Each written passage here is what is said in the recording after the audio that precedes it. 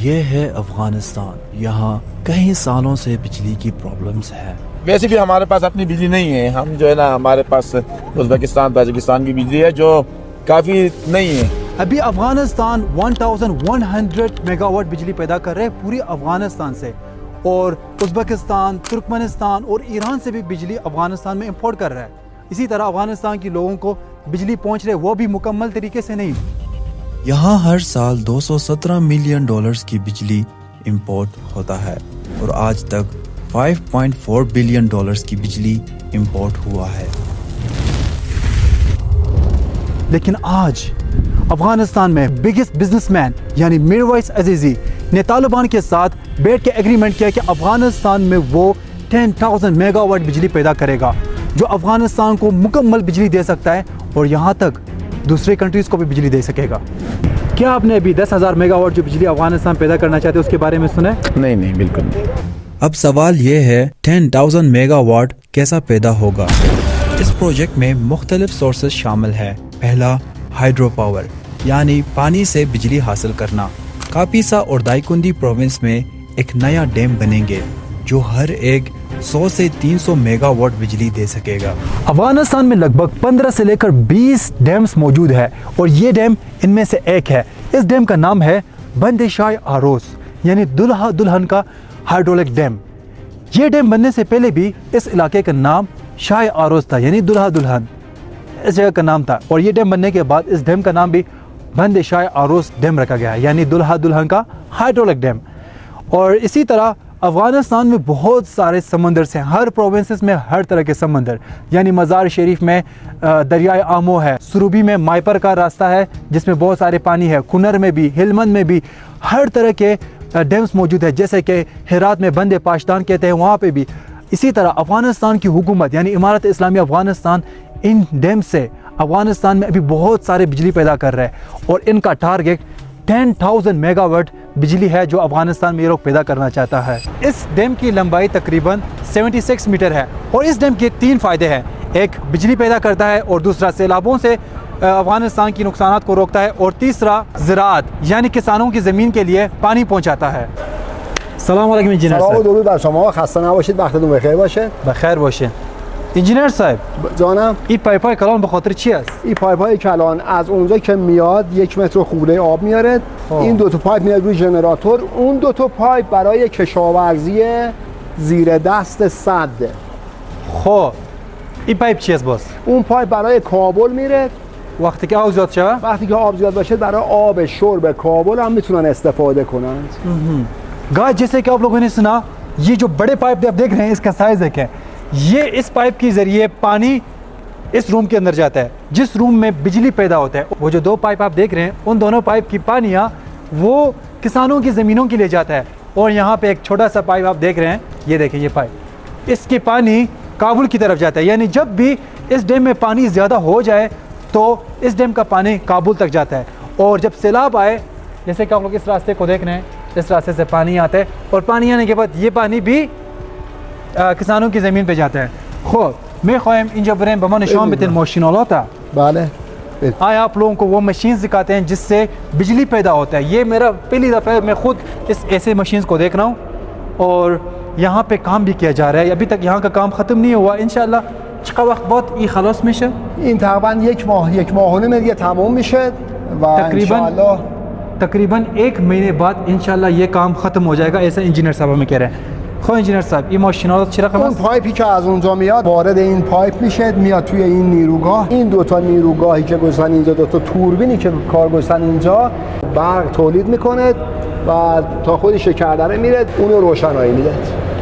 خب خیلی خوب. जैसे कि आप लोग यहाँ पे 2 मशीन देख रहे हैं गाइस, ये दोनों मशीन सेम मशीन है यानी बिजली पैदा करने वाला। इसी तरह यहाँ अफगानिस्तान में बहुत सारे डैम्स हैं जैसे कि नगलो डैम, सुरूबी डैम, माइपर डैम, बंद पाशदान, बहुत सारे डैम अभी अफगानिस्तान में मौजूद है जो बिजली पैदा कर रहे हैं। और अभी अफगानिस्तान ने प्लान किया है कि 10,000 मेगावाट बिजली पैदा करे जो पूरी अफगानिस्तान को बिजली दे और यहाँ तक दूसरी कंट्रीज़ को भी बिजली एक्सपोर्ट कर सके।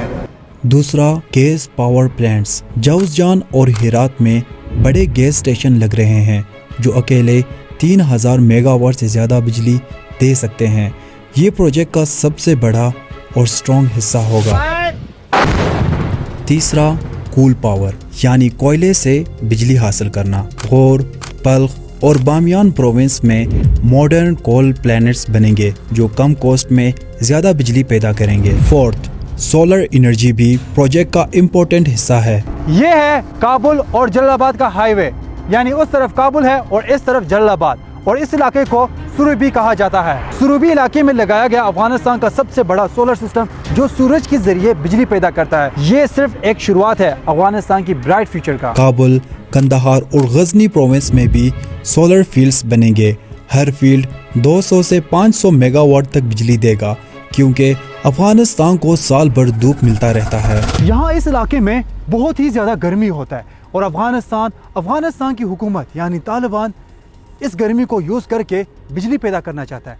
यानी सूरज की रोशनी से यहाँ अफगानिस्तान में आज बिजली पैदा हो रहा है। जैसे कि आप लोग यहाँ पे देख सकते हैं, बहुत सारे सोलर सिस्टम यहाँ पे लगाया हुआ है और इन सोलर सिस्टम के जरिए आज अफगानिस्तान के लोगों के घर में बिजली जा रहा है। این پروژه دمیگات سولاری نقلو است. यहाँ पे दो प्रोजेक्ट काम कर रहा है। एक प्रोजेक्ट जहाँ अभी हम खड़े हैं, जैसे कि आप देख सकते हैं, इस प्रोजेक्ट का काम मुकम्मल ख़त्म हो गया है और जो दूसरा प्रोजेक्ट है यहाँ से थोड़ा सा दूर है, उसका काम थोड़ा अभी रहता है।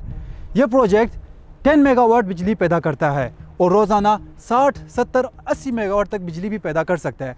और जो दूसरा प्रोजेक्ट है जो थोड़ा यहाँ से दूर है वो 22.75 मेगावाट बिजली पैदा कर सकता है, यानी रोज़ाना 180 मेगावाट बिजली यहाँ सुरुबी इलाके में वो बिजली दे सकता है। اینجا 17644 دانه سولر تخته موجود است که به حدود 10 میگاوات برق تولید میکنه. गाइस यहाँ पे 17,600 सोलर्स यहाँ पे लगाया हुआ है, यानी फर्स्ट प्रोजेक्ट में।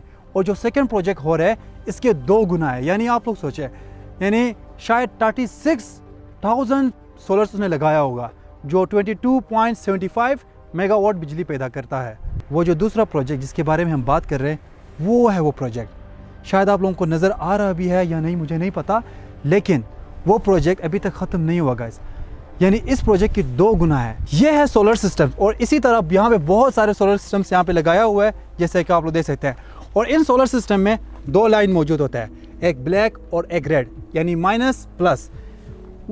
इन सारे सोलर सिस्टम्स के सारे लाइन इकट्ठा होके ऐसे ज़मीन के नीचे से आते हैं, जैसे कि आप देख सकते हैं 1, 2, 3 पाइप हैं जो सारे सोलर्स के लाइन इकट्ठा होके एक साथ यहाँ इन्वर्टर के पास है। जैसे कि आप लोग देख सकते हैं यहाँ पे 2 लाइन हैं, जैसे कि आप लोग देख सकते हैं, एक है ब्लैक और एक है रेड। इसी तरह ये देखिए यहाँ पे 1, 2, 3, 4 बहुत सारे पाइप हैं जो सारे सोलर्स के बिजली यहाँ इन्वर्टर तक आता है, यानी सूरज की रोशनी से जो बिजली पैदा करता है सोलर वो इन्वर्टर में आता है। जैसे कि आप लोग देखते हैं ये है इन्वर्टर और ये बिजली को ज़िंदा करके ट्रांसफार्मर में बेचता है। गाइस ये है ट्रांसफार्मर। क्या आप लोगों ने अभी तक इतना बड़ा ट्रांसफार्मर कभी आपने देखा था? देखें इसका साइज़, माशाल्लाह माशाल्लाह।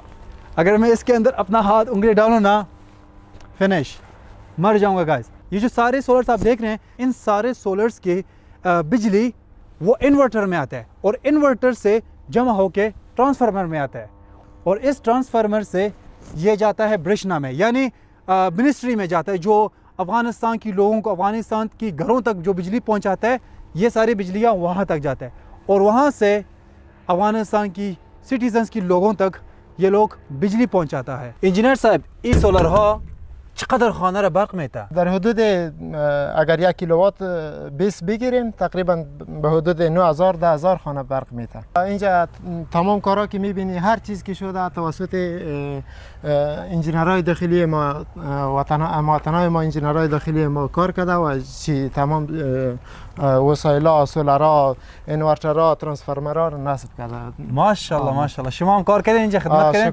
شکر. गाइस जैसे कि आप लोगों ने सुना, ये इतने सारे सोलर जो आप देख रहे हैं, इन सारे सोलर्स को यहाँ अफ़गानिस्तान की खुद के इंजीनियर्स ने यहाँ इसे लगाया है। इस सुरबी इलाके के लोग इस सोलर सिस्टम की बिजली को यूज़ कर रहे हैं। And last one, wind power भी शामिल है। कुछ इलाकों में हवा से बिजली बनाने की प्रोजेक्ट चलाया जा रहा है। जब इन तमाम सोर्सेस का पावर कंबाइन होता है तो 10,000 मेगावाट तक पहुंच जाता है। और अगर ये प्रोजेक्ट पूरी तरह मुकम्मल हो गया तो अफगानिस्तान न सिर्फ अपनी बिजली पूरा करेगा बल्कि फ्यूचर में पाकिस्तान और सेंट्रल एशिया को बिजली एक्सपोर्ट कर सकता है।